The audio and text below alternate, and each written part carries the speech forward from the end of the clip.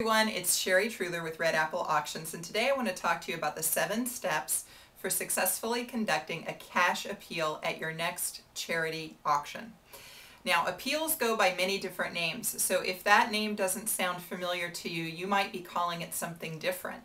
I've heard many different names for it: mission moment, fund a need, fund a mission, raise the paddle.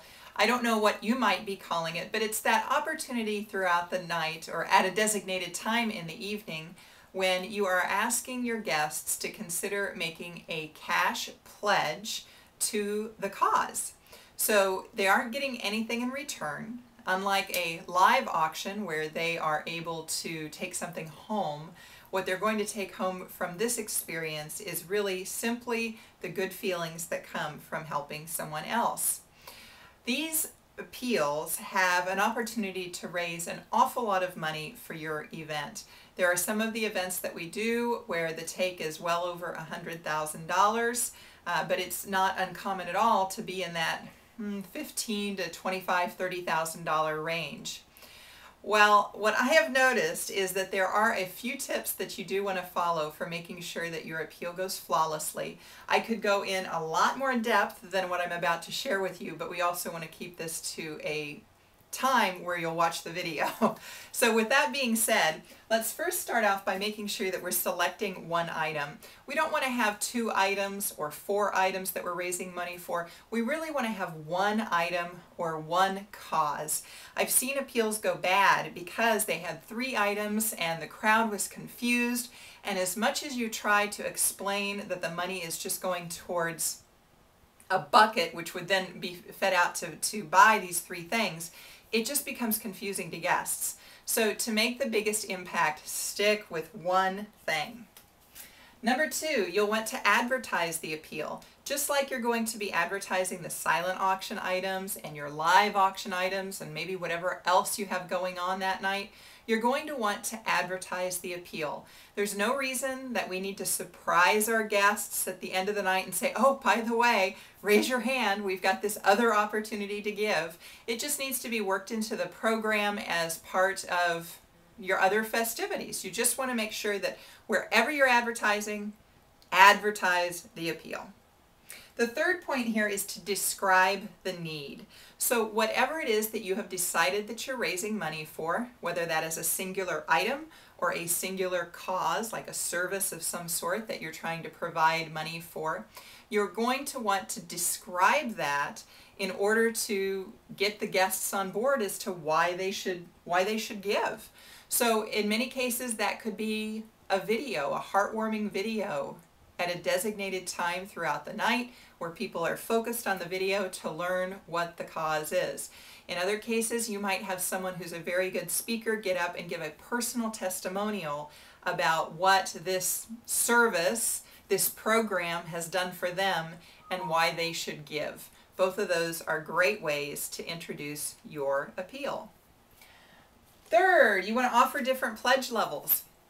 I like to think of the appeal as a group gift from everyone who's attending your event to purchase whatever it is that you have decided is important. But just because it's a group gift doesn't mean that everybody can give the same amount.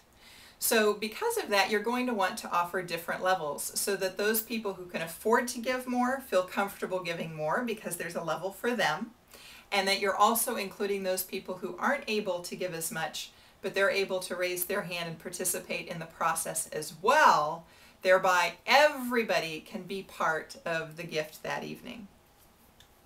Number 5, you're going to want to start high and then go low. So when you're asking for your pledge amounts, you're going to ask for the most money first and see who gives you that, and then you'll work your way down to the smallest level that you've determined. So when you are thinking about, well, what if we started low and went high, I would just caution a little against that. I've done it both ways, but it seems that in my experience, the psychology works more in your favor if you start high. I think that when people see others raising their hand to pledge perhaps $1,000, that suddenly them giving $100 doesn't seem all that much and they're more comfortable participating. So I like to start high and low. I encourage you to do the same thing. Make it public. Number 6.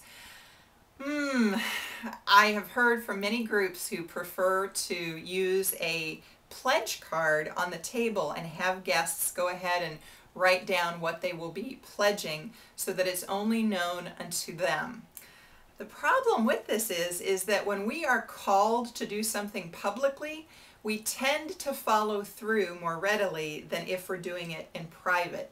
It's sort of like if you've ever gotten a ticket, as I have, where your camera in the intersection catches you going through a red light, right? Well, you might say, well, no, I know I didn't go through the red light. It couldn't have been that close, but it's public knowledge now. They've got a photograph of you. It's hard to argue at that point.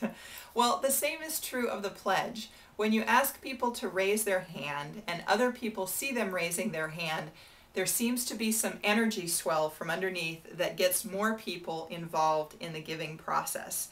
So I prefer and encourage you to do a public appeal, not a private appeal, because you never know when someone's writing down whether they were going to say, oh, I gave $2,500 and really they only wrote down $25. Don't want that to happen. And number 7, I think announcing the total is a nice touch as well. Guests want to know what they contributed to and what the total amount was. In those times where I have not announced the total, inevitably someone will rush up to me afterwards and say, what did they raise? Geez, it seemed like there was so much money that was raised. So by announcing that, either your auctioneer or someone else, an MC, maybe the gala chair, by announcing that total, you eliminate that. It kind of brings it to a conclusion. The story now has a conclusion.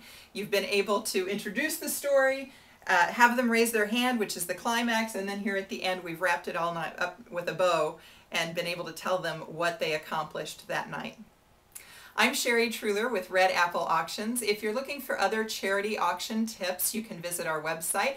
I've got a free gift for you up there. I call it my auction item guide. It's the top 100 items I sold over value last year. It's what sold divine in 2009.